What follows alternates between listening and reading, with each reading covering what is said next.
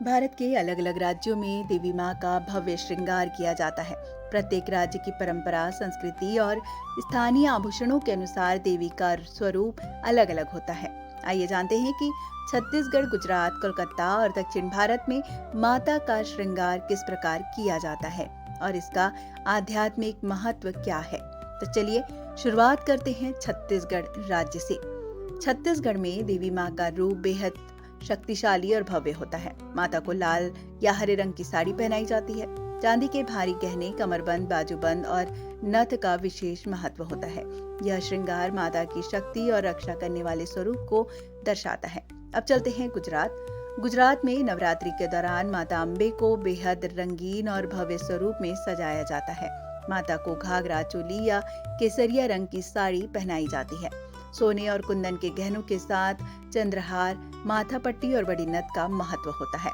माता का यह स्वरूप भक्तों को आनंद और उल्लास प्रदान करता है। अब बात करते हैं कोलकाता की।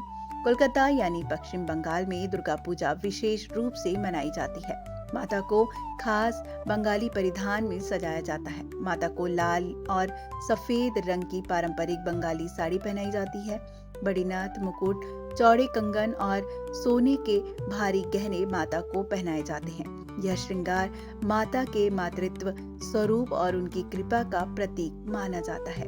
अब चलते हैं दक्षिण भारत, जहां देवी को देखते ही लगता है कि हम प्राचीन काल में पहुंच गए हैं, क्योंकि वहां देवी का श्रृंगार, पूजा विधि हो या मंत्रों का उच्चारण हमें प्राचीन काल की याद दिलाता है।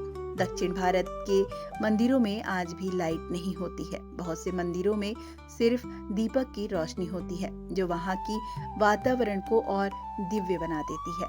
दक्षिण भारत में माता को कांजीवरम या बनारसी साड़ी पहनाई जाती है।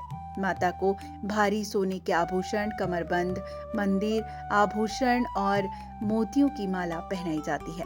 यह श्रृंगार माता के सौंदर्य और समृद्धि के प्रतीक के रूप में देखा जाता है। कहते हैं ना कि जैसा देश वैसा भेष। ये बात यहाँ पर बिल्कुल सही साबित होती है। माता के श्रृंगार का मुख्य उद्देश्य केवल भव्यता नहीं, बल्कि यह भक्तों को आस्था, शक्ति, आनंद और समृद्धि का अनुभव कराता है।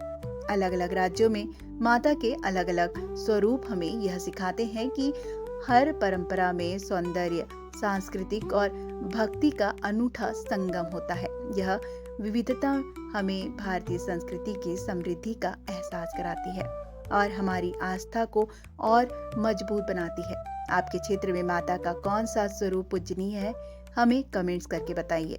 यदि आपको यह जानकारी अच्छी लगी हो तो इसे लाइक और शेयर जरूर करें।